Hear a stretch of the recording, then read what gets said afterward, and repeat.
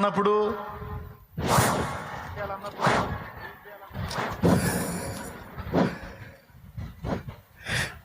అది పలుగాకి లోకం, కాకి లాంటి లోకం ఎప్పుడు వాగుతానే ఉంటుంది, లెక్క చేసావు అవుట్.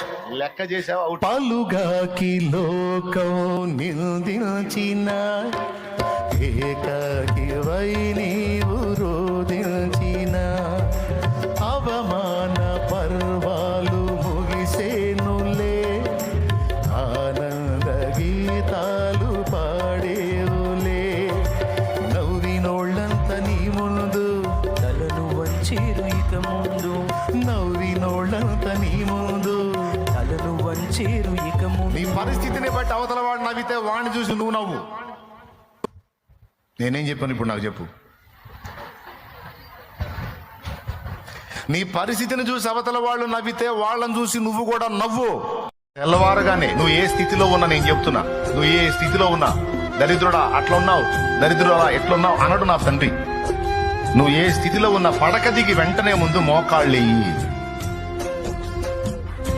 లేదా కొంచెం ఫ్రెష్ అవుతావా, చక్కగా వెళ్ళి కాళ్ళు చేతులు మొహం కడుక్కొని కొంచెం శుద్ధి చేసుకొని ఫ్రెష్ అయ్యి వచ్చి మోకాళ్ళే. రెండో పని చేయొద్దు, ముందు మోకాళ్ళే.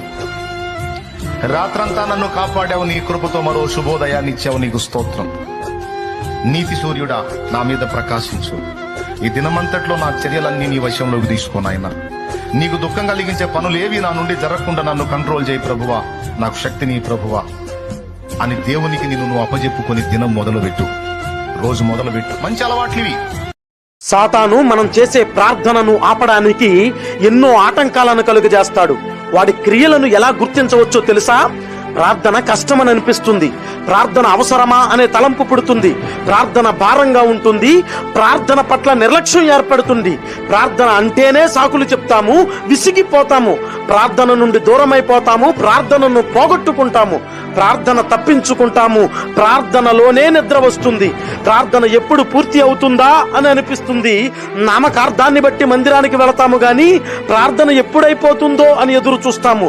ఈ లక్షణాలు మనలో ఉంటే సాతాను నీ ప్రార్థనను ఆపడానికి, ఆటంకపరచడానికి తీవ్రంగా పనిచేస్తున్నాడు అని అర్థం. Be careful.